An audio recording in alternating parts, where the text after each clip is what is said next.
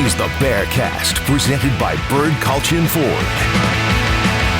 Bird Culchin Ford has been in Waco since 1936. Ford is the #1 selling truck in Texas, 43 years running.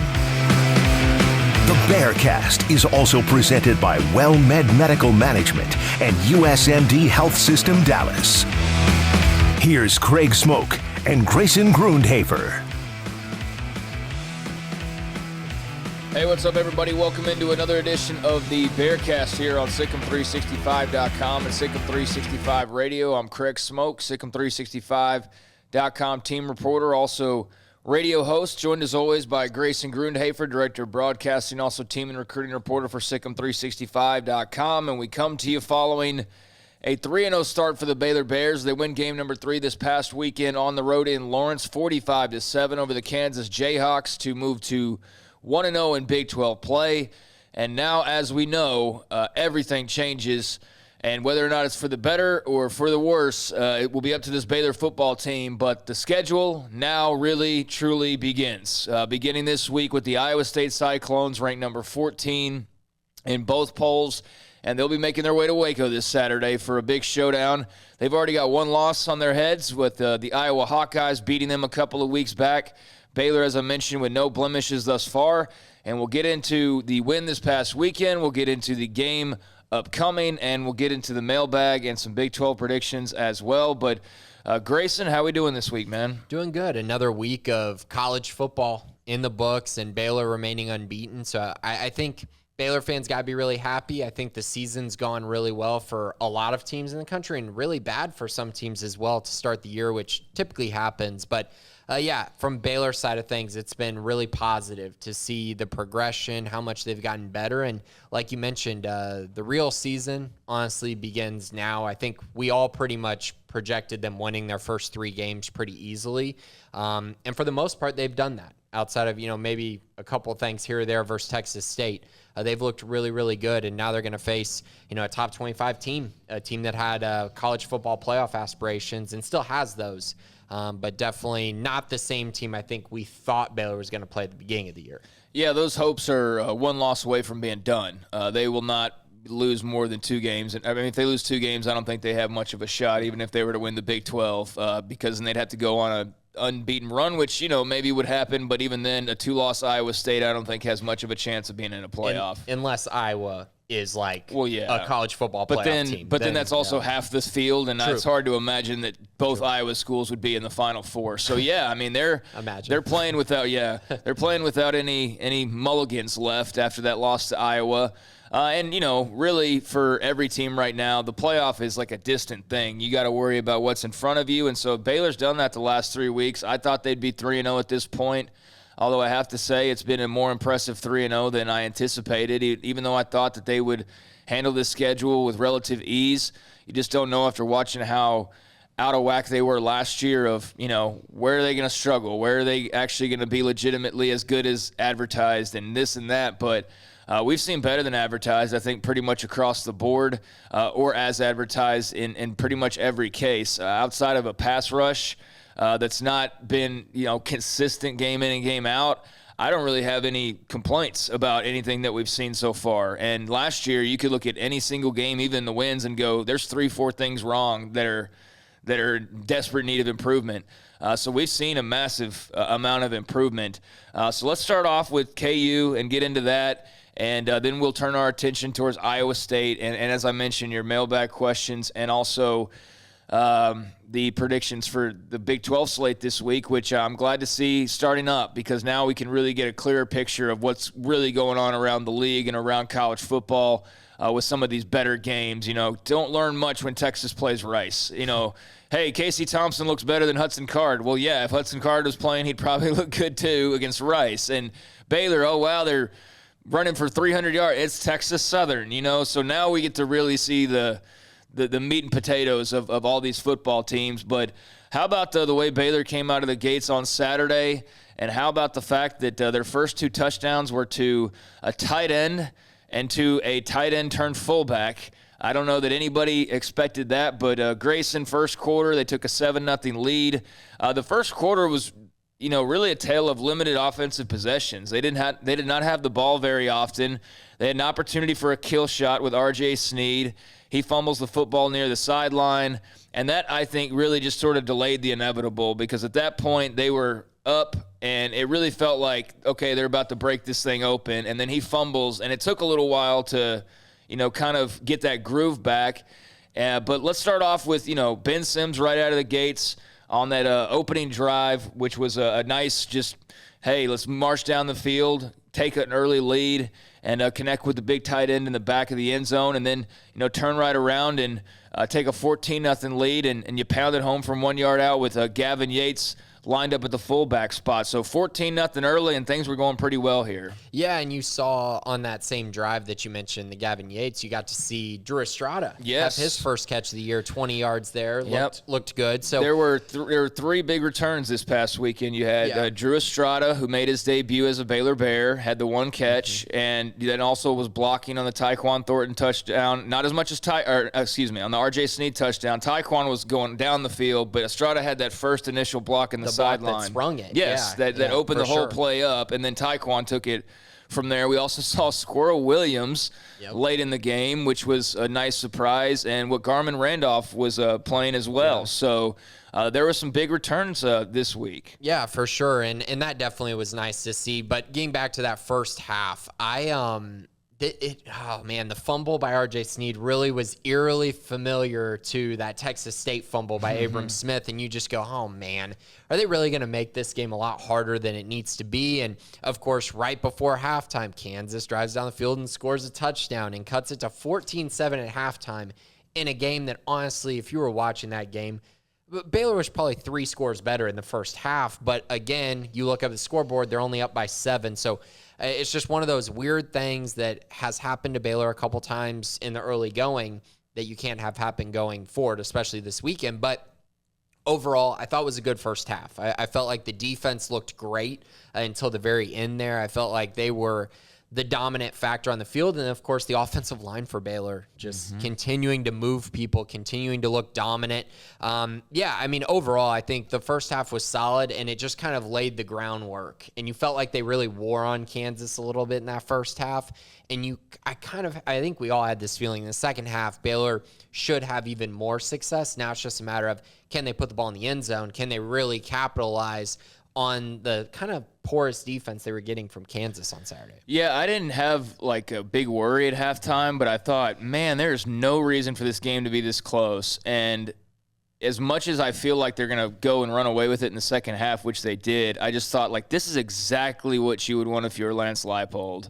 A one-score game, you've been totally outplayed the entire time, but, you're right in it, and you get the ball to start the second half, and you're at home, and, it was not a position you wanted to put yourself in, and so it was good to see them answer the bell pretty quickly to start the second half. But, yeah, beautiful opening drive, force a 3 and out, and then the R.J. Sneed fumble, and then it's like, oh, crap. And then, you force another punt, and then you scored. So, okay, it's 14-0, force another punt, but then they force you to punt, and then they turn around, and thanks to some penalties, you are unable to stop them. They score. You get the ball back, you punt again, and then then the half finally hits. So it was a nice start and just a very weird second quarter for this Baylor football team. But what was interesting was that Dave Aranda said at halftime that it was pretty much Gary Bohannon and the players that rallied around and were basically just saying, like, hey, guys, like, it's not acceptable. This is not the way that we can play. And so they open up the second half and force a 3 and out. R.J. Sneed, he had his first career 100-yard game, which I don't know that how many people probably would have guessed that because he's been around for a while. But his first career 100-yard game in his 5th year at Baylor. So congratulations to him. Also 100 career receptions now as well. Yeah, and definitely his longest play of a Bear as well. 69 yards, one play, 69 yards. That's always a lot of fun, especially for a quarterback on, like a 10-yard throw that ended up being a 69-yard gain. Great blocking by Drew Estrada and Tyquan Thornton. I mean, he turned the play into a touchdown. Drew Estrada turned it into a big play. Great to see Tyquan. And once again, there's another example of the buy-in of this team and how they're really excelling. And to be honest with you, that's an area last year where I know the offense in general had a ton of problems, but downfield blocking by wide receivers was one of the worst. I mean, it was terrible a year ago. And so to see that from 2 wide receivers to get out and block, that's really encouraging. And I do want to mention first game for Drew Estrada, to see him making a difference blocking. I mean, that's veteran experience. That's a guy who had a lot of experience playing at Dartmouth, and I think he could bring that to the table going forward, that ability to block downfield. Yeah, a lot of people talk about Tyquan Thornton and like speed or whatever. That's how he'll get drafted, is highlights like that. Not of him even having the football, but of him blocking downfield for R.J. Sneed. Like, that'll get him drafted as much as his 40 time. So to see him putting in that effort was great. To see R.J. have that big bounce-back play after having the fumble earlier that he had to have known was, like, kind of a killer at the time. Not in terms of the outcome, but just the momentum. You felt it. You felt it when that fumble was like, hey, we're on our way, and then boom, it kind of and then you get to halftime, and you're like, oh, my God, it's 14-7. Like, what? So he made up for it very quickly. Defense held again. Another short drive for Kansas. And, Baylor then on a nice drive. There was a lot of Abram Smith and Gary Bohannon throwing the ball around, and Abram Smith caps it off. It was 28-7. This game was over at this point. And you can argue it was pretty much over when R.J. Sneed scored, but then after this drive, I mean, it was like, all right, everybody can breathe now for sure. Yeah, definitely. And the reason for it was, you get the 28-7. You think this game's pretty much done, especially the way the Baylor defense was playing. But then Kansas punts, and Baylor gets the ball back, and you're going, oh, this is going to turn into a rout. This is going to get really ugly. And then, of course, Ebner, after a really nice run, fumbles the football. And open field one-on-one situation after a big gain. Like, that just, you can't do that. Yeah, it's deflating. But either way, they're up 28-7. But you were thinking, oh, now it's about to get really bad. And, I mean, it's still ultimately, the end score, it got bad. But it could have been it could have been 59 really to 7 by the end of this game. If you eliminate the couple turnovers, then because they would have scored on that R.J. Sneed drive. I have no doubts about that. It would have been 14-0 very quickly. Then they probably score on the they could have scored another couple touchdowns for sure. But Treston Ebner fumbles on a drive that looked like it was going to be end zone bound. And Kansas got a little bit of a drive going after that. It went more than 3 plays, so it was successful for them. But then after that, Baylor touchdown, Abram Smith and Gary Bohannon heavily involved, and this was the one where Gary kept it for the keeper, which is a nice little wrinkle to have, force another 3 and out, go on another drive. Tay McWilliams, who's making the most of his opportunities. That's what I keep saying with him is like, hey, I don't play a lot, but when I do play, I'm probably going to score a touchdown. So you got to love that mentality. Forced a fumble, tremendous play by, Devin Neal? On the strip. Was a great play by that young man. So you get the fumble back, short drive, kick a field goal, force another punt, and that was all she wrote. It was just defensive stops and scoring pretty much at will. And the only times they really didn't score, Grayson, they had to punt, twice in the first half. But outside of that, it was all scores or 2 fumbles. So 2 punts, 2 punts, 2 turnovers, and then all scores. Yeah, and of course at the end got to see Squirrel. You mentioned that. Got to see Hal Presley was in the game. Jacob Zeno was in at quarterback. Monterey Baldwin had a nice carry. And then Tay McWilliams just kind of ran him out. He played great. I just saw like a little breaking news thing that's just of interest. Charlie Brewer no longer with the Utah football program. Oh my. Yeah. Oh my. After getting benched, Cameron Rising came in and played really well. So I wonder what's next for Charlie. I don't know, brother. Tough situation. Yeah, I was watching that game, and I knew that, this was going to be a very interesting year for Charlie. And so I was watching that game, and I started seeing a lot of very familiar-looking tweets. They were just coming from Utah fans rather than Baylor fans. And I was watching some of that game, and as much as his first game was a nice start, he settled back into kind of what we saw for the last couple years. And, sure enough, he got benched last weekend. They were down big, and Cameron Rising came in, the former Texas quarterback, led them all the way back to overtime. They ended up losing in overtime. But, that's unfortunate for Charlie Brewer. So no longer with the Utah football program. Wow. That's a weird story right there. Yeah, that is, and I'm sure we'll hear some more about that, in some form or fashion. But I had to throw that in there because I was like, whoa, wait a second. So there you go. That's Baylor related, so you can't fault me for that. Yeah. All right, so my bad. Back to the game itself. You mentioned Tay McWilliams coming in, Squirrel Williams coming in. It was a nice way to kind of finish out the game. And you know what? I said this in my post-game podcast. I feel like if you're Iowa State, you already have a lot to prepare for, Grayson. But now you're watching their tape, and you're like, right out of the gates, very first drive, all right, now the tight ends are getting involved. Yep. And then you watch the second drive, or what was it? The third drive for Baylor, because they fumbled on the second drive. That was R.J. Sneed fumble. And all of a sudden they're running fullback dives. Here's the tight end moving to fullback and smashing it in from a yard out. Not Bohannon, not Ebner, not Smith, but they can do that too if they want to. Now if you're Iowa State, you look back at last year's film, you're like, thank God we don't have to play that Squirrel kid. Oh, wait, he's back now.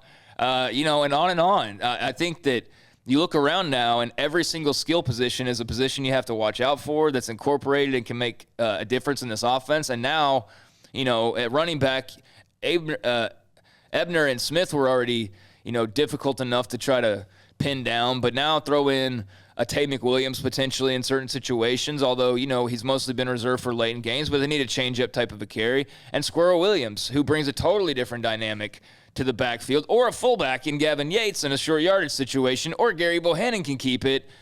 So I love this offense, man, and what we've seen so far. And it's more than Iowa State will have had to prepare for in quite some time, for sure. For sure, offensively, Baylor. And that's the other part about it is I think you mentioned, what they got to see this week. But I still think there's things that they haven't gotten to see as far as, the type of chances I do think Baylor will ultimately end up taking throughout the season. I think that will change. Obviously, the offense won't. Baylor's scheme is Baylor's scheme. And that's what I think we've been talking about ever since the Texas State game, talking about how they're hiding so many things from Texas State. I don't know that that's necessarily the case. There might be different looks that they can give, but I'm not exactly sure that they're going to change a whole lot about their offense. I think their offense is what their offense is, and it's just continuing to get more efficient. 576 total yards of offense that they racked up on Kansas, 307 yards rushing. And we talked about this, I think, a week ago. Baylor destroyed Kansas last year. I mean, they beat them really, really badly. And this game was far more impressive than the one last year. I mean, just night and day difference in how they were able to get it done. Gary Bohannon, 19 of 23 for 269 yards and 2 scores. Also added the rushing touchdown. I believe he started the game like 8 for 8 or 7 for 7, something along like those lines. But he just continues to look really comfortable. And I think that's the biggest thing. Now, will the Iowa State defense make him more uncomfortable? Absolutely. He's going to be in for a major challenge this week. But so far this year, the offensive line has given him a pretty nice pocket. He hasn't had to run around a whole lot. The rollouts in the scheme have really helped open up some things in the offense as well. And he's been pretty accurate with the football when he's had the opportunities, outside of a few throws behind receivers. Yeah, he's had a couple. He's gotten very lucky that haven't been picked off. Yeah, he has. But I think ultimately he's been in control of the offense and really has brought a nice mindset, and he's going to get pushed this week. I think we're going to really find out what they have as far as Gary for the season this week. I think it's a huge test. I mean, there's no doubt about it. Iowa State has a very nice defense, but I just think the running game, everything along those lines, Baylor did a really nice job of opening up the offense a little bit more with Ben Sims, Josh Fleeks involved, R.J. Sneed, the big game. I just think offensively they were really, really efficient, and that's what they've been all year. And now it's just about finishing drives and finishing games, honestly, when you have opportunities to do so, especially early in the game. Yeah, I think every Baylor fan is kind of dealing with should I believe or not believe right now, because you see the product on the field. I kind of wrote something similar today with my Aranda takeaways is, they've looked good. They're clearly improved. Like if you know anybody who's trying to downplay and say like, they haven't played anybody, granted, that's true. But if you hear anybody saying, they're not any better than, okay, total lie. I mean, it's clear. It's like anybody saying that anything other than they have improved is just a liar and just Mr. Negative or Mrs. Negative, because it's very clear that they've improved. But to what extent? That's the question. To what extent? Is it improvement enough to really go toe-to-toe with Iowa State and not have it just be one of those like rallying, hard-fought, games that just turns into a close loss? Or is this like a team that goes out and, punches Iowa State back in the mouth after Iowa State punches them and then trades punches and then lands the last punch? Like that's what I think we're all waiting to see. We all know Gary looks good.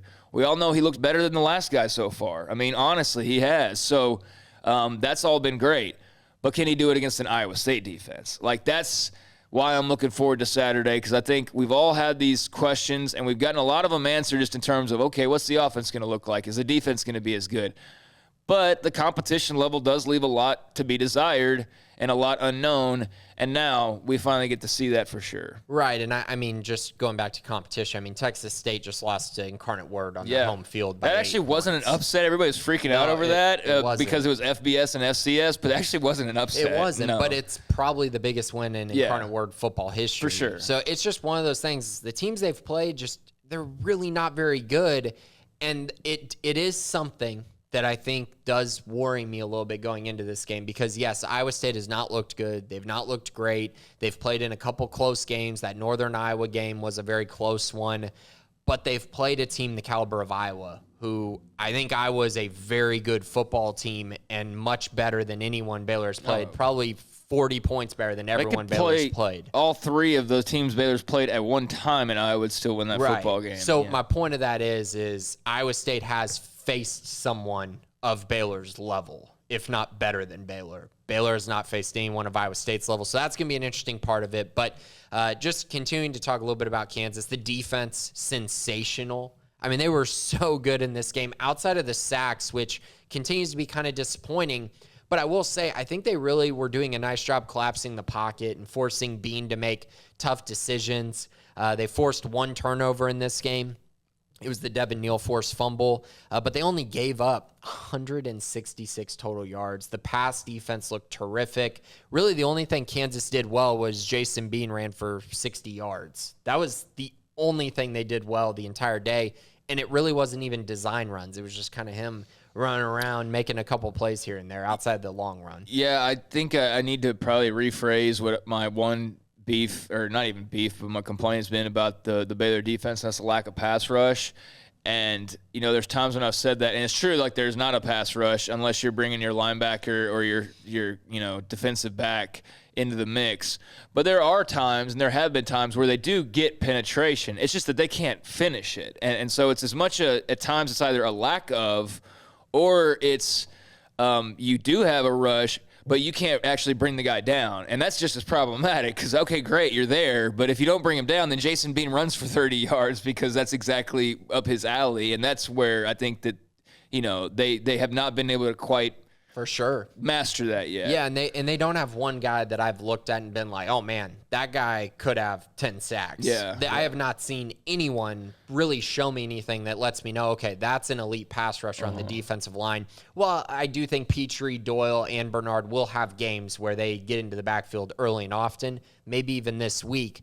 The defensive line, they need to show me something before I can be an even bigger believer. I know, you know, Apu Ika played well this week, and he has played well, but he hasn't been the disruptor that I thought he would be. And, you know, I know Aranda's defense doesn't necessarily call for that, but if he was disruptive, if he was getting into the backfield, it would only make their defense even better. So I think he's a guy who continues to try to progress and take steps forward. And hopefully some of these other guys, TJ Franklin, Cole Maxwell, Gabe Hall, as the season goes on, maybe they create a pass rush. And of course, as Garmin Randolph gets healthy, I think he's one to definitely watch as far as a guy who could get after the quarterback early and often. Yeah, so KU finished with 57 passing yards. They finished with 109 rushing yards. So not a bad effort by the defense. They got a long way to go. I do think Jason Bean at least brings them a little bit of excitement. He can't throw the ball very well, but he can at least make something happen out of nothing. When you are as leaky as they are offensively, like, that's a saving grace. Without that ability for him to make a run out of the pocket or a throw on the run, they'd be totally screwed with just a regular old quarterback sitting back there. So we'll see how Lance Leipold builds that up. I think he's got him, you know, just playing hard. It's all you can really do at this point is start, you know, from scratch. And so we'll see how he does. But Bean was clearly their leading rusher as well. Had the bulk of their yards. I didn't like that they had a running back named Devin Neal because then it just got confusing with the Baylor defensive back, who then would subsequently strip, you know, a fumble away earlier or later in the game, which was a great play by him. So, yeah, Abram Smith, 16 for 122 and a score. R.J. Sneed, 6 for 128 and a score. Ben Sims gets himself a touchdown. obviously Gavin Yates, what a story he is, Grayson. We have not talked about him at all, but tight end. Also seeing some time at fullback, and others seeing time at fullback as well. And Dave Aranda even saying, and we've kind of seen it, but we're going to see some defensive players on offense at times. And it looks like Dylan Doyle is one of those that we could see, maybe crossing the goal line at some point in the season to come. So, just a nice showing. Monterey Baldwin still getting involved, making a couple plays a game. And Aranda said for guys like him that it's just a matter of continuing to know how to work within that grind, that they're now really getting, now the grind really begins, because it's going to be week after week after week of not just new opponents and better opponents, but, it's like when you do something all the time, it becomes boring after a while. But it's what you have to do, so you just have to stay locked into that grind and just push yourself through it. And that's what these young players need to learn how to do, is push themselves through that same old, but this is the process and this is how we prepare. And every Tuesday is like every Tuesday, and that gets old, but that's the process, and you have to buy into that. Right, and season-long grind for a young guy is tough. And the other part about it is, and it's unfortunate to say this, but this is most likely going to be the last time that a lot of those freshmen really get to play. Even just some snaps. Oh, yeah. No, I don't expect to see a lot of Baldwin and all those guys moving forward. I mean, Baldwin's been involved maybe, but not in a major role or just anything. Some of these guys just have gotten lucky to have some run, and that's tough when you're sitting out every week and still going through the grinds of practice, but it makes you better. I mean, that's what you need. You need this almost to learn. It's a learning experience, and you have to be ready, because you never know when you got to be that Abram Smith for your team last year when he had to come in for Terrell Bernard, or anyone really, where you got to come in and make an impact. So yeah, they got to stay ready, and that's something that Dave Aranda definitely mentioned, and it's going to be very important for the future of the program that guys really buy into that. And as far as Kansas goes, they go to Duke this weekend, so an opportunity to, maybe create some more Big 12 noise if they're able to go in there and get a huge upset. Don't see it happening, but, Lance Leipold, I'm sure, will have the guys ready to go out on the road, as they're the only non-conference matchup this week. Yeah, and I'd much rather watch that basketball game between those two schools than the football game between those two schools. But anything else before we wrap up Kansas? I mean, that's pretty much covered, I think, everything from the stats to the surprise appearances to just the domination of the game. So that now leads us to this week, and a much different opponent upcoming, a team that was a preseason favorite to, not only be a top 15 caliber team, of which they are right now at number 14 in both polls, but year 5 with Matt Campbell now. I was looking back at their year-by-year records, and I assumed that at some point or another they had a stretch of, winning. But no, not really. Iowa State, this is like their best 4-year run in history, and it's just because they've made 4 straight bowl games and have won a couple of them. That's really it. He's given them their best history ever just by winning about 8 games a year and going to a bowl game. I mean, truly. And so there's not like huge expectations, but he's raising them, Matt Campbell. And they got off to a little bit of a slow start this year. You get Brock Purdy coming back. So you got your star quarterback. You've got your star running back in Breece Hall. You've got a star receiver in Xavier Hutchinson. You've got star defenders all over the place. You got star tight end in Charlie Kohler. And they limped to a 16-10 victory over Northern Iowa in week number 1. Then it was on to number 10 Iowa. They got game day in Ames. Hey, we haven't beat this team in nearly a decade. They're our arch rival. Got beat 27-17. And then last week they finally kind of woke up and had that dominant win that you're waiting for, just in time, right? But against UNLV on the road in Las Vegas, they won 48-3. It's the best they've looked so far this year. As far as, just Brock Purdy being better and Breece Hall having a nice game and, things like that. Xavier Hutchinson also had a huge game. So maybe that's the wake-up call, that kind of just coast game that they needed. Maybe UNLV is just really bad. I don't know. But Iowa State has shown some chinks in the armor. And the fact that they're going to be the favorite this weekend, I think, is obvious. But I don't think that based on the way the two teams have played, although I know they've played much better competition, I don't think Baylor's that far away from being as good of a team as Iowa State based on what we've seen.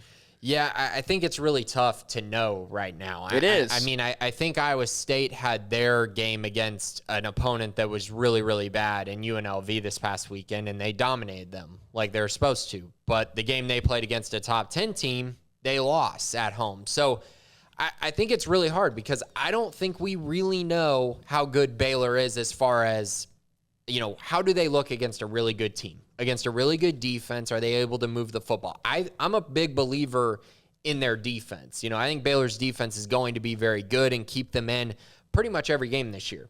The question really for me is this offense what it has been the first 3 weeks? So to me, the answer is no. Baylor is not going to have a top 5 offense the entire season. I do not believe in that because if they are, then they will be undefeated in the college football playoff and possibly winning a national championship if they continue to have this kind of success offensively. But I think it can be somewhere in the middle. I think they can be a top 50 offense, which for Baylor to be a top 50 offense with the kind of defense I think they have, again, that's going to give them a chance in every single game.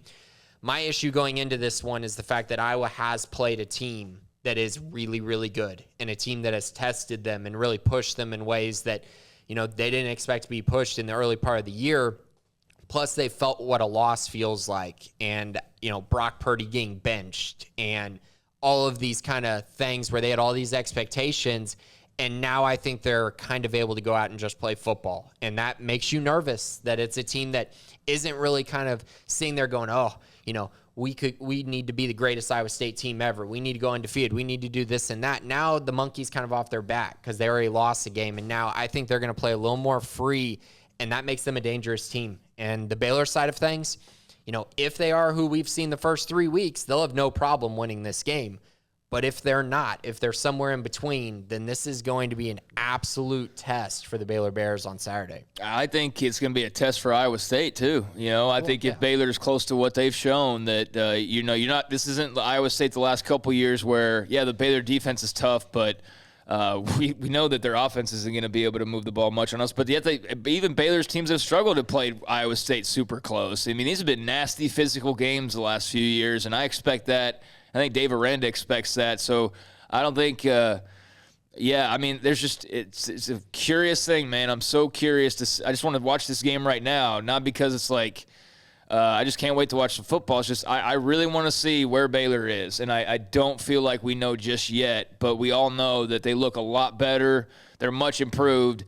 And they should definitely win some more football games the rest of this way. That wasn't just hey, we won 3 games because we played nobodies. I think they're a much better team than that, and I think that will ultimately show. Just maybe not this week, but if it does happen this week, that would not surprise me either. It wouldn't surprise me if they win, but I agree with you. I think this is a team that's going to win games going forward. They're a very, very solid team, and they continue to get better, which I think is something you want to see out of your team. Obviously, this game's going to remind a lot of people of the 2019 game.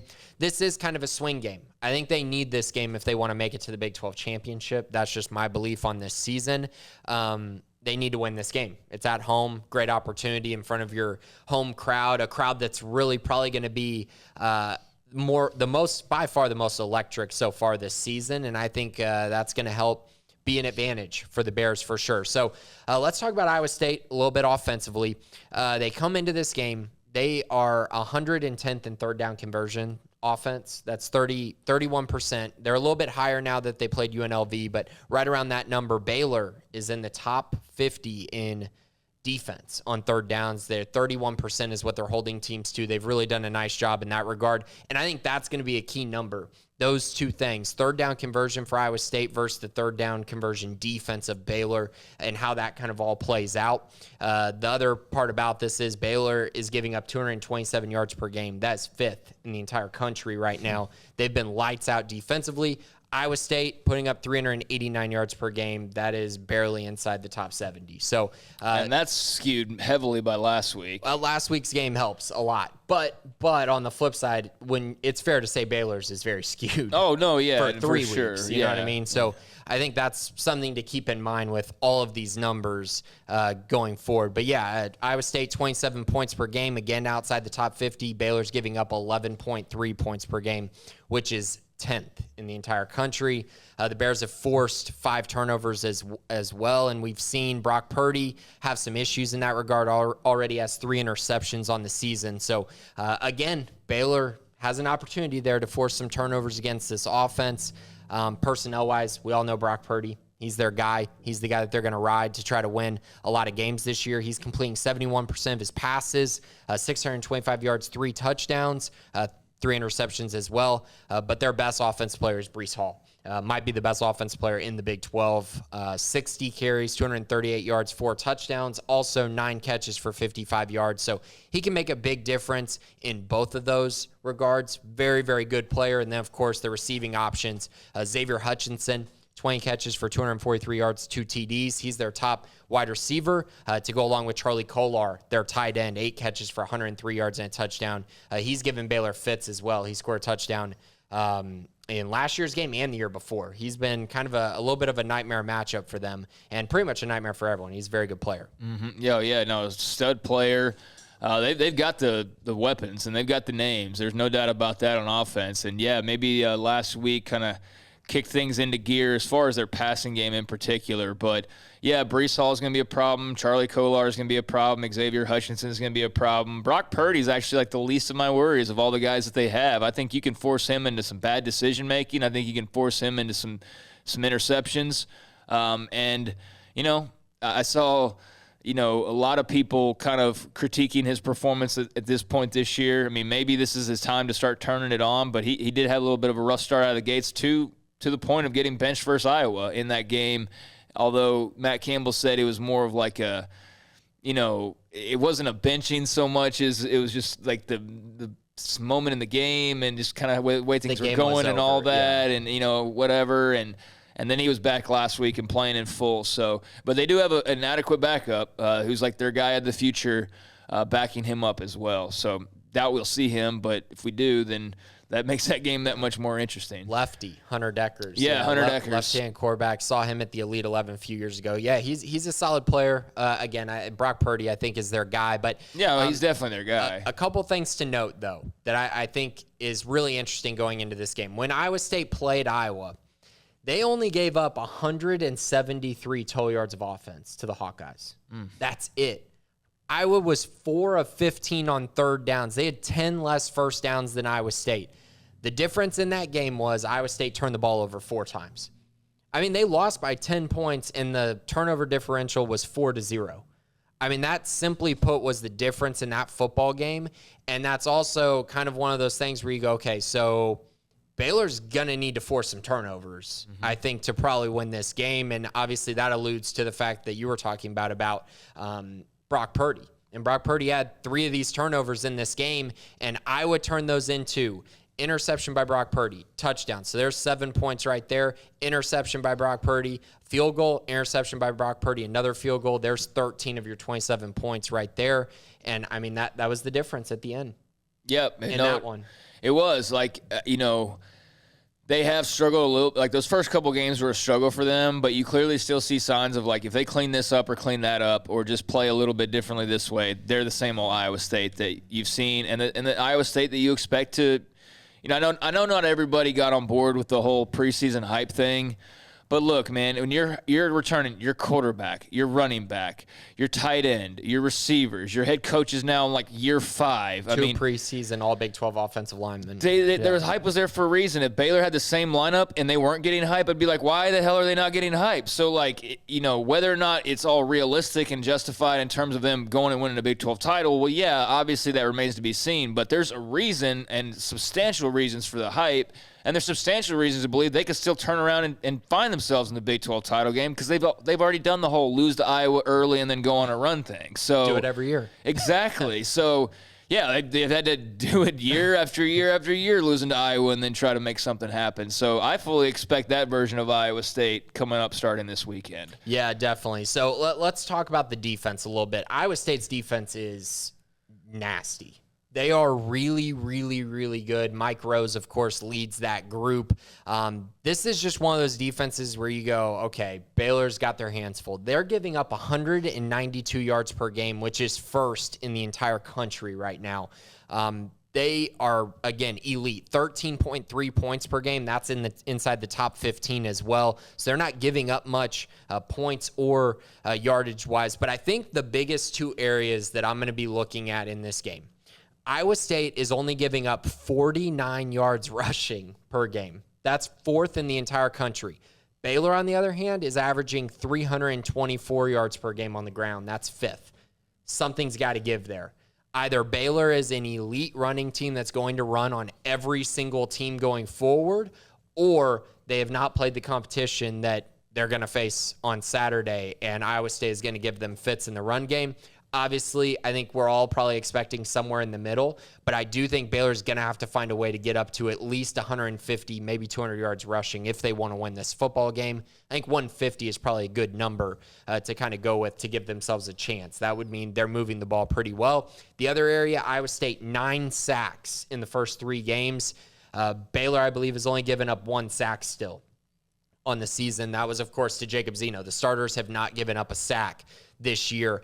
That's going to be a big one as well, because I do think Baylor will be put in more situations where they have to throw the football, and that's going to be really interesting to see if they can hold up in pass protection like they have in the early part of the year.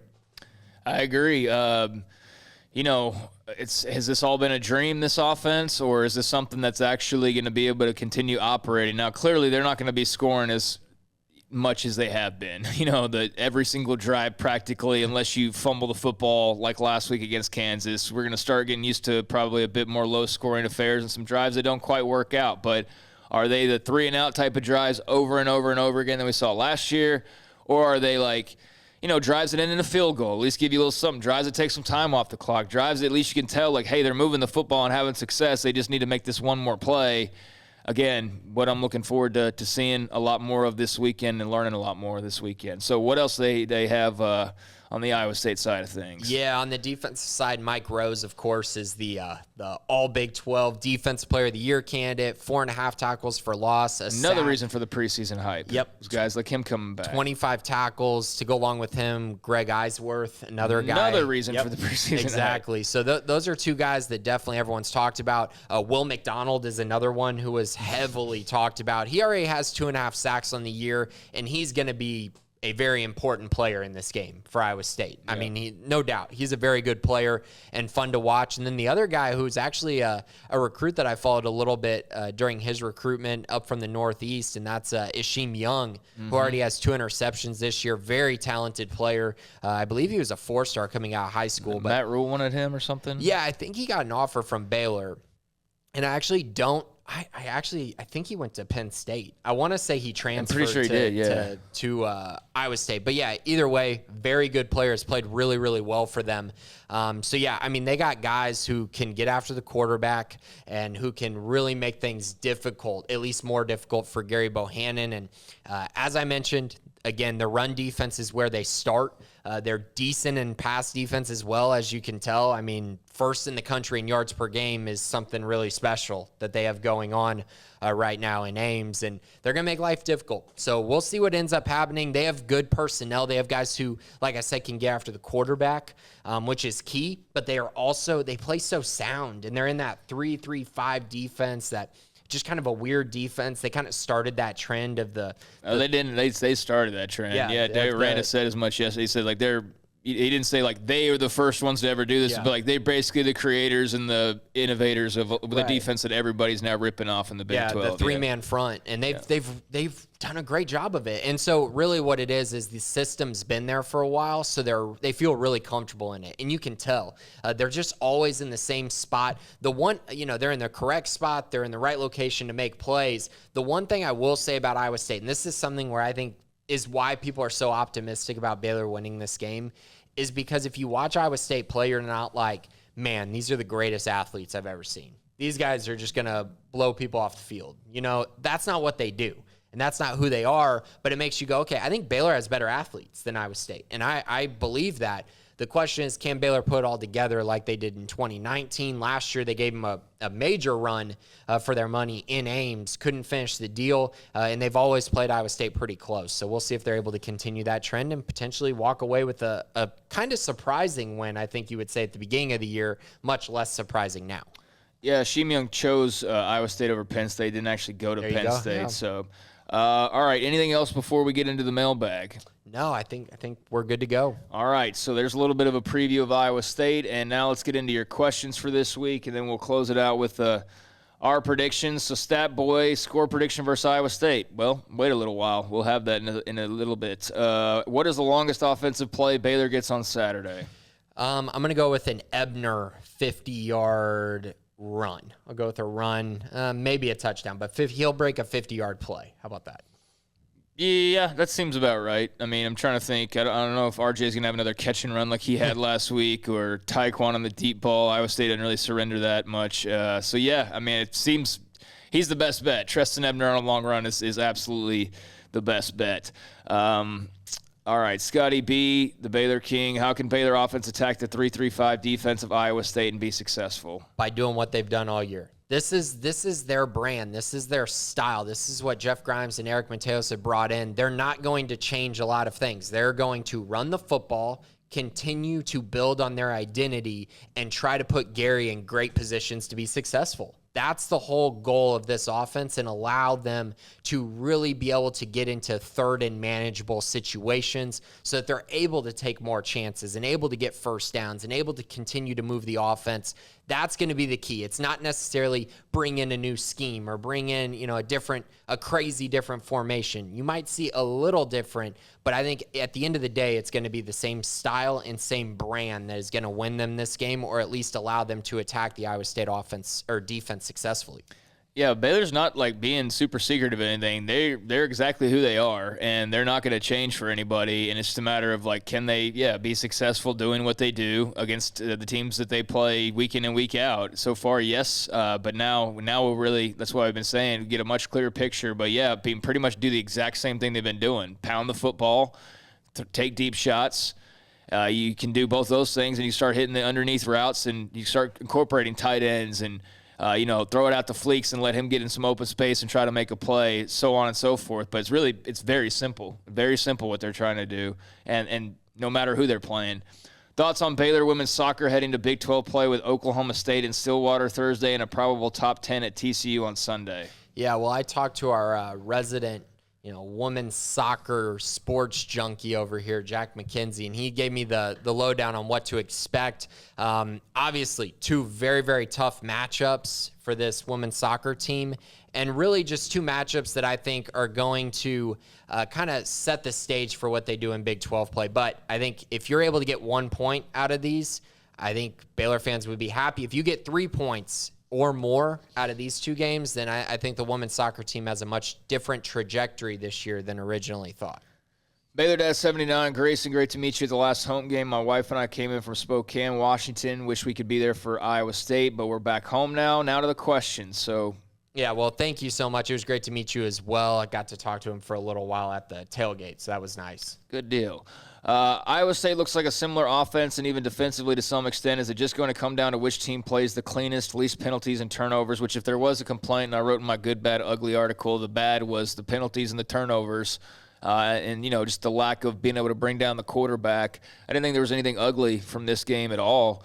That's still a little bit too extreme to complain about, but turnovers and penalties were a negative. So is that the key? Playing clean? I actually think it might be. I kind of thinking about it, I think that can be the key to the game. I think turnovers are going to be massive in this one. Mm-hmm. Baylor has shown that they can put the ball on the ground a little bit this season, but they haven't thrown any interceptions. So Gary's done a nice job with that. Can he keep that going? We shall see, whereas Brock Purdy's shown to be turnover prone a little bit. So, yeah, I do think that will be huge as both teams are going to aim to play as clean as possible in order to let their defenses really shine in this one, in my opinion. Against Kansas, our D-line seemed to be surging toward the backfield every play. I know they didn't get a bunch of sacks, but it was still effective. Can we win against Iowa State using similar push and contain strategy, or will we need several sacks? Love the podcast and watch every one of them. Keep up the great work, guys. Sick 'em Bears. Well, thank you, Baylor Dad 79. Yeah, thank you so much for that. I think the bigger thing is making Brock Purdy uncomfortable. That doesn't necessarily mean they have to have 5 sacks in this game, but they have to make him feel that they're actually a presence. And they also have to force him, outside the pocket. Make him go and make throws on the run with a guy chasing him. Yeah, that's going to be huge in this game. I don't think they need several sacks, but again, they need to make him feel their presence out on that field and force him into some difficult situations like they were able to do in 2019. Yeah, they can't let him get loose either, on the run. And, yeah, I mean, keep him as contained as you possibly can. I think when he's able to play a little, yard football is when he can really be effective. But it's also when, he can get a little loose. There's no doubt about it. You can definitely take advantage of Brock Purdy's mistakes. He's not the most accurate. He's not the strongest armed, but he's just a playmaker, and he makes more than he doesn't make. That's for sure. Yeah, and I think you brought up a good point. His running ability, Baylor's had a little Oh, bit they've of had a hard time with that, yeah. With running quarterbacks this year. I'm curious how that goes because he's pretty athletic. He is. He's more athletic than you give him credit for. Dude, honestly, if he couldn't run the ball, I wouldn't think he's that great of a quarterback. Yeah. It's the fact that he can run the ball and make something out of nothing, and his passing's good enough that I think he's so dangerous, keeping him contained and trying to limit the damage from that position will be key because, like Baylor, they have a lot of other weapons you already have to account for. Let's see. So thank you, Baylor Dad. Cam 008.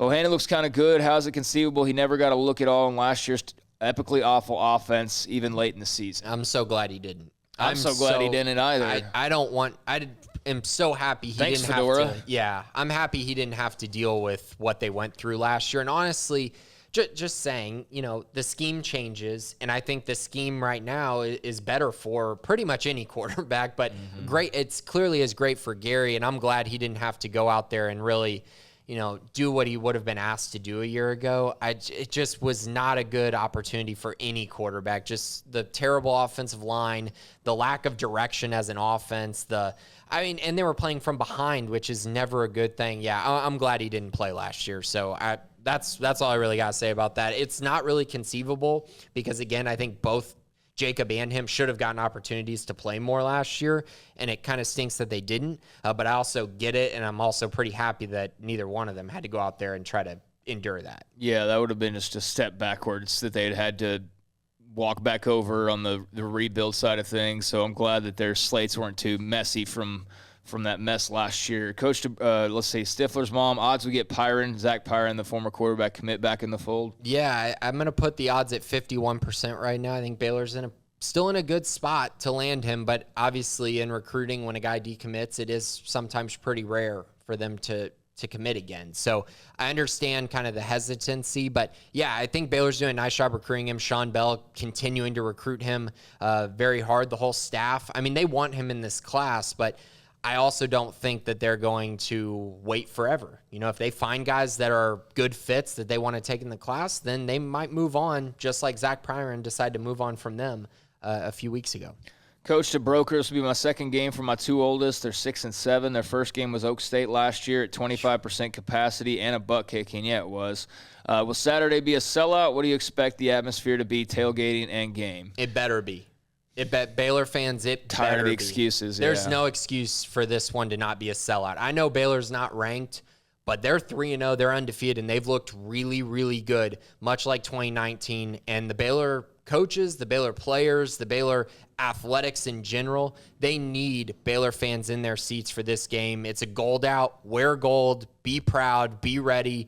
Go out there and help your team try to win a game because this is one of, if not the biggest game of the season for the Baylor Bears, and it sure as heck is the biggest game that they've had so far this season and in the last year and a half.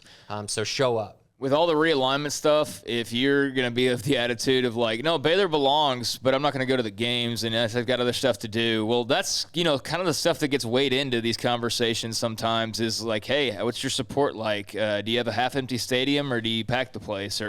But regardless of all that, this is the biggest game Baylor's hosted in at least a couple years. So if you have a love for the program and all that, I mean, it's not too hot outside. The weather should be fine. The opponent's great. It's not the excuse of, they were playing Texas Southern. I knew they were going to beat them up. And look, I understand, like, not traveling in from hours away to watch the Texas Southern beat down, but there's no excuses for not being at Iowa State. There's absolutely none. If the shoe was reversed, you can best believe they would pack the hell out of Ames. They'd have everybody in gold, everybody on the same page. And, I think there's one step that Baylor fans there's steps that they've taken in support, but I'll be the judge of just how far that's come, this Saturday, depending on what that crowd looks like. I'm sure there will be plenty of Cyclone fans in attendance, but, COVID be damned. There's no excuse for there not to be a packed house on Saturday. Yeah, and I hope it's 97 degrees and Iowa State gets 0 tents on their side of the field. That's what I'm hoping for. And, biggest game since 2019 when Baylor hosted Oklahoma for game day. Yeah, no biggest excuses. Game since. If you're too old and you don't want to risk it, okay, then give your tickets to somebody who's younger and preferably a Baylor fan. I mean, no excuses for it to not be a good crowd. Coach to broker, have we ever had a recruit decommit and recommit? There's definitely been some. Well, there have, but the biggest, most notable is Tyquan Thornton, who decommitted and actually committed to Florida and then decommitted and recommitted. He was probably the biggest one that comes to mind. There's been a few. And then getting guys who have decommitted and tried to recommit and then weren't allowed to. That's happened as well. Be smart about your decisions, kiddos. Ryan Allen Long, hypothetical for the both of you. For $10 million, could you make it one whole year only eating cotton candy and drinking Mountain Dew? No other food or drink is allowed, but you can take vitamins. I can say for sure I would not be able to do that for an entire year. Mountain Dew and cotton candy is all you can have. I know $10 million is a lot of money, dude, but you really think about that. By about day 20, you're going to be losing your freaking mind over cotton candy and Mountain Dew, and you'll have another 345 days left. Yeah, but I get vitamins. I like how he threw in the vitamins thing. Like, that makes up for your only food intake being Mountain Dew and cotton candy. Like, the vitamins offset that. I would try to do it. For $10 million, sure. I'll try. You'd have no teeth left. You'd have really bad. You'd have diabetes. Yeah. You'd be a mess after a year of cotton candy and Mountain Dew. But hey, people do anything for money, right? I'm going to say I would not, though. There's no way. If I can live, I'll do it. I got to consult my doctor first. Yeah, that's the thing, is you might live, but with what afterwards? A year of cotton candy and Mountain Dew.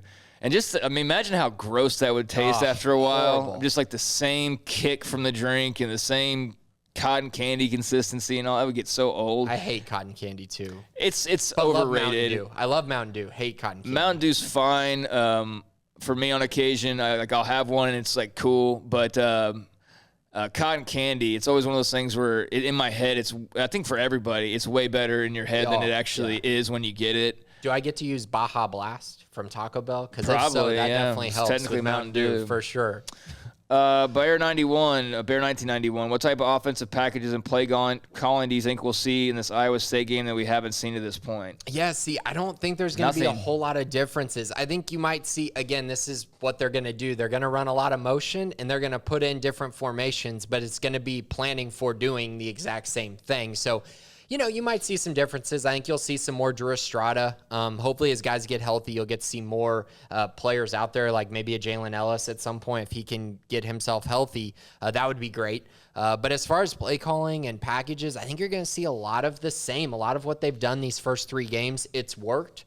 So I would mainly look for personnel. Whether it's a Squirrel Williams or maybe a little more Tay McWilliams or maybe, again, Jalen Ellis or things like that, more so than, oh, man, they're going to run a completely different offense this week. I don't see that. Guys and gals, they have not been hiding anything.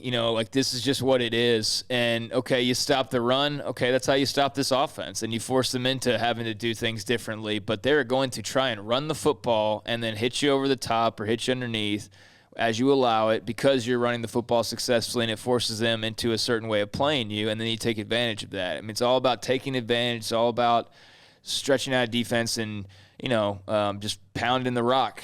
And we're not going to see them suddenly running like double reverses. And, there may be a trick play here and there, but we've seen their offense. This is the offense. It's handoff to Abram Smith, handoff to Treston Ebner, throw it to Ebner, Thornton, and Snead, and every once in a while, Gary gets involved with a little bit of a run, too. I think we're going to see the same thing we've been seeing, just maybe, like you said, different personnel in certain situations. ZT Smith, do you guys think Baylor will be able to get pressure on Brock Purdy? Oh, that's a good question. I think that they will be able to force him into some uncomfortable situations at times with their blitz packages. But I'm not sure straight up in a 3-man front that they're going to get a whole lot of pressure on Purdy in this game. We just haven't seen it so far, and this is the best offensive line they're playing. So a little concerned in that regard, but I think they're going to need to figure out ways, especially through blitzes, which is something we knew coming into the season, that their blitzing would be their best way at getting pressure on the quarterback. I think they'll be able to do that at times on Saturday, but I'm not sure if they'll be able to do it as consistently as they were able to in 2019. Yeah, I've not seen the defensive line really break through and bring down quarterbacks on a regular basis. I think they can get some pressure, but whether or not they can actually turn it into a sack or a loss or whatever, I don't know. Remains to be seen. And the teams they played are not nearly as good as Iowa State's offensive line and blocking will be. So I do think they can get some pressure. But the question that's more important is, can they take advantage of the pressure if they do get it? Or do they miss the tackle and then he runs for 15 yards? Or miss the tackle and, he scrambles a bit more and then chunks it downfield for 50 or whatever? That's what you worry about. So, yeah, I think they can get a little bit of pressure, but you gotta capitalize. Mitness, aside from Gary, which player having a big game will give Baylor the best chance to win Saturday? I really, really want to say Apuaika. But my issue with saying him is that he's been on and off the field so much just due to conditioning, things like that. So Chidi's been in a ton. So I just don't know. A guy that's not on the field for, 70% of the snaps, I don't know if I can go with him. So therefore, I'm going to go with Terrell Bernard. And that's because his job is going to be stopping Breece Hall in the run game and getting after Brock Purdy, which in my opinion is going to be the two biggest factors in how they're able to slow down the Cyclones offense and also force them into 3rd and longs, which is where Brock Purdy gets himself into trouble. So yeah, I'll go Terrell Bernard in this one. Yeah, I think I'll go with Abram Smith. If he has a big game, then I think that means the offense is working. And if the offense is working, then I think the offense is scoring and they're, in the game. My fear is that Iowa State just shuts down the run because we've seen the offensive line grow a lot, but again, it's another step up in competition. And, is that all mirage or are they really as improved as they look? If Abram Smith's running the football, that means that improvement is legit and they can run the football, then they can run the whole offense. If they can't run the football, then Gary has to basically will your team to victory with his arm, which I think he could probably do on occasion, but I'm not wanting him to do that against Iowa State, so I'll go with Abram because it should be an indicator of where the run game and subsequently everything else is. T-Rex, it is very well known how I feel about Iowa State and my past experiences in Ames. How quickly do cops get called to my section? Will it happen before kickoff? I really hope not. I hope it's not before kickoff. Give it some time, T-Rex. If Baylor's winning the game late, then feel free to get kicked out. But I think Baylor, the team, the fan section, everyone, they need you in the building, so don't get kicked out of there. No, yeah, the more the merrier. I think you should probably at least watch a little bit of the game. If things start getting ugly for Baylor, then yeah, go right ahead. Why say no? But yeah, you don't want to miss out potentially on Baylor kicking their butts and then really being able to give the worst kind of trash talk to Iowa State fans, which would be like, hey, we're beating your team up and there's nothing you can do about it. Enjoy yourself. At least watch a little bit of the game, get a pulse before making your decision. Yankee Bear, how do you think Hall and Franklin have fared in their limited roles? What's your expectation going forward? Decent. I wouldn't say that either one has really showed me more as much as I thought they would at this point. They need to continue to get better, continue to improve. I still really like TJ Franklin. I think that there's some upside there along with Gabe Hall, but they need to show me more. Neither one's really getting into the backfield consistently and making a ton of plays, but definitely TJ's been better than Gabe so far. Yeah, they've been fine. Those who have been out with minor injuries and now back, who will have the most impact on the game this week? Estrada, Williams, Randolph, Hall? That's a good question. I think if Garmin Randolph is back, I'm going to go with him. And back meaning close to 100%, close to actually, being able to handle the workload that they want to put on him as far as snap share goes, because he didn't play a ton last week. But if he is healthy, I'd go with him. If he's kind of iffy, then I'll go Drew Estrada. Yeah, I think Squirrel's too trendy of a pick because they've got Ebner and Bernard. So right. Ebner and Smith. And he had one carry. So it's how much are they going to give him? I think that's a little mind game too. It is for sure. Yeah. I'll go Garmin Randolph as well because he's been out of action, and so we haven't really seen a complete picture of what they'll be able to do potentially defensively. And he's a guy I know that they're counting on quite a bit. He's what they need. Yeah. They need a pass rusher, and if he can be that, oof. That's a problem for Iowa State. Yep. So I think it's pretty clearly Garmin Randolph and, the defensive impact that he could potentially make that, like you said, has been missing. What would you do in order to lose 30 pounds in 3 weeks? In 3 weeks? Absolutely nothing. I would never will try that. So. I would do a lot to get 30 pounds of muscle in 3 weeks. If you can get me up to 240, I'll take it. I would definitely take that, but not to lose 30 pounds. No. Are you filming a Christian Bale role? Is that what's going on? The machinist or whatever? I know that fighters have to do stuff like that. Sometimes they have to go on those weight cuts, and then they balloon back out like 24 hours later because it's just basically you just dehydrate the hell out of yourself. Chael Sonnen actually, I don't even think I want to say this and encourage Yankee Bear. But no, Chael Sonnen, I actually didn't know about this, but one of his tricks to lose weight was there's stuff called albaline. Have you ever heard of albaline? No. It's like a Vaseline substance, but it's like a makeup remover for women, I guess. And he says that he would like spread it all over his body because it opens up your pores, apparently, is what it does. Wow. And would like cover himself in that and then go get in a steaming hot salt bath or like a hot salt bath, and it would just take every liquid imaginable in his body and just like, dry him out. And so you lose all that water weight and everything like that. But then, of course, like as soon as they weigh in, they turn right around and they go immediately to just gorging on food and pounding water, and drinking, electrolyte tablets and all that. And then next thing you know, they're back to like 230, a few hours later. But outside of doing all that, preparing for a fight, I don't know. But good luck if that's what you're aiming to do. Please be safe. Smitty, what happened to Christoph Henley? He was a starter for quite a while and isn't even in the top 4 for tight ends on the latest depth chart. Yeah, I'm not sure what's going on. I went and looked at the roster just to make sure he's still on the team, honestly. Yeah, because I thought he'd have a little more of a role, especially after the spring. I mean, I knew he wasn't going to be the starter. That was Ben Sims' job all the way, and frankly, Drake Dabney was for sure going to be their second guy on the depth chart as well. Those two guys they're more complete, more well-rounded. But I am a little surprised about Christoph. I think he's a guy that we probably need to ask about just because he hasn't had any role. So I wonder if maybe he's injured or if there's something going on there. I don't know. I did look to see if his name was still on the roster because I kind of wanted that myself. I did not, though. I think I finally had to go to bed or whatever. Go check the participation reports. Like he's on the team and all that. I know he's around, but I can't recall really going, oh, there's Christoph Henley. So I don't know. But we will try and follow up on that because we saw Drake Dabney. I mean, he makes like a catch a game basically. And we, of course, saw Ben Sims. But, I'm not sure where Christoph Henley slots in. Yeah, toe-tap touchdown for Ben Sims this week. So, very fun to see. Do you want to dive into Pick'em now?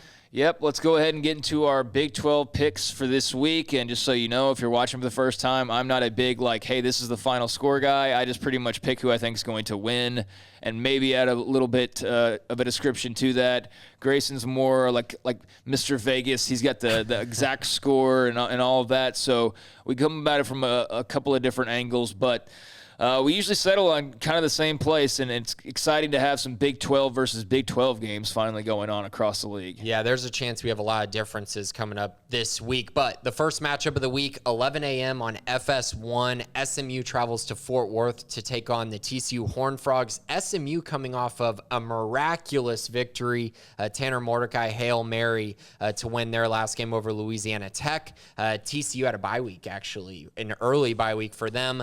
Who do you got in this one? Both undefeated. Fort Worth, right? Yep. Taking TCU, and I just wanted to make sure I was right on that. Even if it was in Dallas on the Hilltop, I'd still take TCU.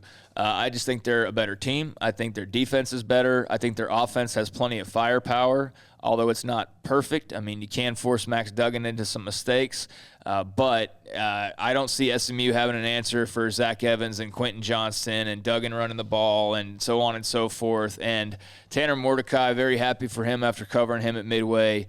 But I think the TCU defense is going to be a bit more unique than what he's been seeing so far. So should be a fun game, but I'm taking TCU. Yeah, I think SMU is going to provide some looks to TCU that they haven't seen throughout the season. They're explosive offensively, but on the TCU side of things, great defense. They've been tested a little bit in that Cal matchup, so I think they're kind of refocused coming off the bye week. Zach Evans, very good running back for them. Max Duggan.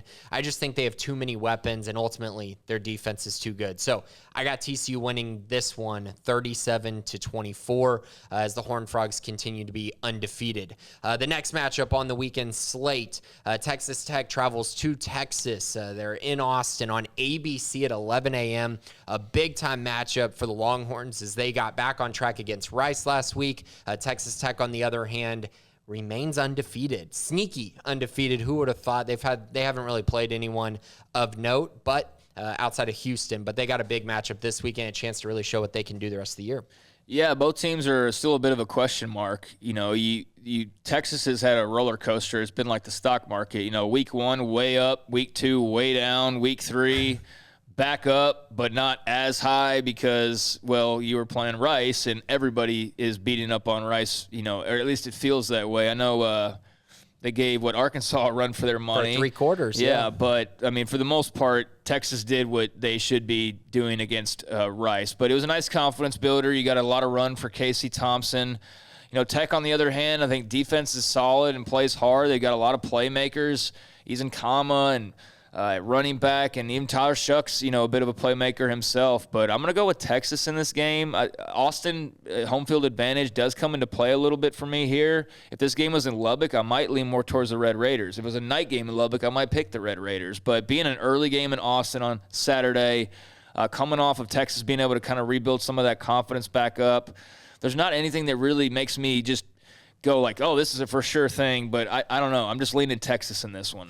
Yeah, I think it's a really interesting matchup because we don't really know who these two teams are. I think we know that Texas is not a Big 12 title contender. I think we saw that against Arkansas, and we are still kind of curious about Texas Tech. But I think this is a must-win for the Longhorns. If they want any shot at having a successful season, you can't lose this game at home, and I think they're going to play with that sense of urgency in this one. I think they're going to look much improved since that Arkansas game. I like them winning this one 34-20 as they get a huge home win in conference play. Next up at 3 p.m. on the ACC network, Kansas travels to take on Duke. Kansas, of course, got steamrolled by I'm definitely not seeing this game then. ACC network? I wasn't going to watch it anyways, but definitely not now. Yeah, 45-7, Kansas lost to Baylor. Duke, on the other hand, got a big win over Northwestern. As they're now 2-1 on the season, their loss is to Charlotte. These two teams, not very good. Yeah, I don't know a whole lot about Duke because I've never really known a whole lot about Duke football except for when Baylor played them a few years back and you kind of learned a little bit more. No, Daniel Jones and all that. I don't know much about them this year, though, in particular. Duke football has not been top of mind in any way, but we did just see Kansas. I have to pick Duke in this game just based on what we saw with Kansas. I can't imagine that, that they're going to be a far less talented team in any way or far less coached team. And, they would have to be really bad in an area, and I don't know that they are.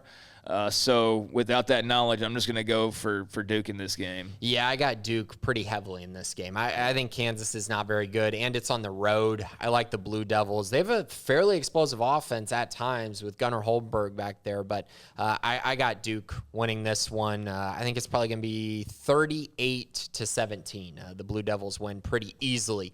Next up on the slate on ESPN Plus, Kansas State travels to take on Oklahoma State. Two teams coming off of really big wins, to be honest. Kansas State knocked off Nevada in their first game without Skylar Thompson, and Oklahoma State took down Boise State on the road. Who do you got in this one? Yeah, Oklahoma State got very lucky against Boise State, for one. No call that ended up being a massive score wiped off the board for Boise State there at the end. I'm just not impressed with Spencer Sanders. His running ability is fun and everything, but I'm pretty done with the game of will he ever live up to the hype? And if he does, great, but I'm tired of waiting for it. K-State, I really thought was going to, right out of the gates probably stumble a bit because of the Skylar Thompson injury, but they actually played pretty well with Will Howard back there. It's a really tough – I mean, this is like the whole Big 12 is just such an uncertainty. It really is. But, man, I think I'm going to go with Kansas State in this one. I'm going to go with K-State, Deuce Vaughn and company. I don't have a great feeling about it. I think they're pretty even. And normally being in Stillwater would tilt me that way, but – I don't know. I'm going K-State here. Yeah, I thought Oklahoma State would beat Boise State last week, and I think it was one of those turning point games for them. Very well could be. I do think they're going to look a lot better, and yes, they got lucky, but they still went on the road against a really formidable foe and were able to come away with the win. Now they take on a top 25 Kansas State team who I know they beat Nevada, and I know Nevada has Carson Strong, and they beat Cal earlier this year. But I'm still not a believer in what Kansas State can do without Skylar Thompson. I think they're going to be kind of a roller coaster from here on out as long as they don't have him back there. And going on the road to Stillwater, I like Oklahoma State winning this one, but I do think it'll be fairly close. I got the Cowboys winning this 24-20 as they continue to remain unbeaten on the season. Yeah, no, it makes sense to look at it that way. K-State's probably a bit of an overrated top 25 team with the change at quarterback, but – yeah, I don't know. I think it's a flip a coin type of a game, to be perfectly honest. So I landed on heads, a.k.a. K-State. Yeah. So defensive battle with. For sure. Oh, yeah. The night game, 6:30 on ABC. West Virginia travels to take on number 4 Oklahoma. The Sooners are coming off of a kind of weird win over Nebraska. I know it was one of those kind of meant more games for both teams, but Nebraska played them pretty close throughout. West Virginia coming off of a really impressive win over a top 15 Virginia Tech team, 27-21. This game is in Norman. I'm going Oklahoma. I know that it probably sounds like uber confident saying that. I'm not as confident in saying that as maybe it sounded because they have been a little up and down. Spencer Rattler, great arm talent and all that, but very shaky performance at times. Just does some things at times that make you go, dude, what the hell? But yeah, West Virginia also has quarterback questions. I mean, I don't think Jarrett Dagey is by any means some great star quarterback, and if anything, he hurts them at times the same way Rattler hurts Oklahoma at times, but worse. So, yeah, that Nebraska game, that really was more of a struggle than I expected to see, but I'm still going to go Oklahoma here. It could be a really good game. I mean, here's the thing. Oklahoma's offense and West Virginia's defense is the battle to watch. Like, that's what's going to be really fun to watch, but I'm going to tip the scales in Oklahoma's favor. I do expect a great game, though. Yeah, I really think West Virginia is a much different team when they go on the road than when they're at home. Last week they were at home when they beat Virginia Tech. That tips the scale drastically for me in Oklahoma's direction. I'm still waiting for the Sooners to really show what they can do and really flip the script this year on kind of they look like a top 15 team and not the top 5 team that I think people were expecting. But yeah, I got the Sooners winning this one fairly easily, actually. I think they'll take this one 38-21, and that leads us into the game of the week in the Big 12. Iowa State travels to Baylor. Iowa State, number 14 in the country, 2-1 on the season, coming off of a big win over UNLV, a dominant performance by the Cyclones. Baylor, on the other hand, 2 straight dominant performances over Texas Southern and Kansas. This game is at 2:30 on Fox in Waco. I really do believe Baylor can win this game, and, maybe if there was more of a buzz around town, I would even get caught up in that and predict Baylor to outright win this game, but I just haven't seen them play a team of this caliber or anywhere close to that so far. I think Iowa State's been more tested. I think Iowa State has been more tested going back to last year, just the returning players they have. I know Baylor's got a lot of returning players as well, but Iowa State did end up in a Big 12 championship game. Now, granted, some of Baylor's players, many of them, were in a Big 12 title game 2 years ago, but I think Iowa State's got a little bit more momentum and assuredness in their favor and a little bit more of that. We proved this multiple times, of what we do and how we do it. I think it's going to be a super physical game. I think everybody's going to be sore as all get out by the time Sunday morning rolls around. I really like what Baylor has done, but I just haven't seen them do it against a good team yet, and so I'm going to go with Iowa State in this one. But a Baylor upset would not surprise me in the slightest. Yeah, the jump in competition, I think, is going to get to Baylor in this one. I think that Iowa State and Baylor are fairly close, fairly similar. I think Iowa State has a little bit more experience at certain positions, especially quarterback, and I think Brock Purdy will play a lot better this time around compared to what he did in 2019. I just think the Cyclones overall are a very good football team, and they're a team that's not playing with the same kind of pressure that they were playing with at the beginning of the season due to their loss to Iowa. Baylor, on the other hand, really hasn't had to face a ton of adversity this year. I think this is the first time they do, and unfortunately, I think the Cyclones, they come in and they really make a lot of plays, and they end Baylor's undefeated season as Iowa State, I think, takes this one 27-24. So, super close game. Walk it off with a field goal or something at the end? I think it'll be similar. That'd be a bummer for the home crowd. Yeah, I think it would be one of those things where Iowa State's kind of up 27-14 and Baylor gets a late touchdown or something to get even closer. But I do think it'll be close, and I think Baylor's going to be really physical. I think Baylor's defense is going to be the key in this one that's going to keep them in it throughout. But at the end of the day, I just think Iowa State has a little bit more. I'll tell you what I worry about. I worry about Gary Bohannon having some mistakes because this is like live action rounds flying at him for the very first time. And a veteran defense he's going against. I just think that like he's going to be the X factor or one of the X factors in this game, if not the X factor. And I believe in Gary Bohannon. I think he can play really well. But I do just this is different. This is like you've been in driver's ed and now like you're on I-35 and everybody's driving 95. You know what I mean? And Baylor's not running for 325 yards. No, they're not going to. They're not. So it's going to be more on his shoulders. So yeah, he's a key or the key, but just not ready to have that level of belief that like, oh yeah, they're going to go beat Iowa State. Yeah. But man, if they do, which they very well could, what a show this will be next week, and what a week of shows that will make. So we're both going Iowa State to pick up the win this weekend, but we will see Saturday afternoon at McLean Stadium, hopefully in front of a packed crowd that's enjoying tailgating and having fun, because it's the biggest matchup we've seen come this way in a while and the most anticipation for a Baylor team in the last couple of years for certain, after last year's just, whatever that was. So in closing, anything before we head on out of here? No, I think that we've pretty much covered it all this week. Yeah, we have, including Charlie Brewer's transfer from Utah, or at least his leaving of the program, which I've been kind of checking in and no more details on that. But, yeah, that was a little breaking news that we had earlier in the show as well. So we'll see what all shakes out this weekend and over the next few days, and be back to talk with you about it all next Tuesday. Thank you for the questions. Thank you for listening as always. Thank you for spreading the word as well. For Jack McKenzie, who did a great job behind the scenes, and for Grayson Gernhafer, I'm Craig Smoke, and this has been the Bearcast on Sikkim 365 Radio and Sikkim365.com.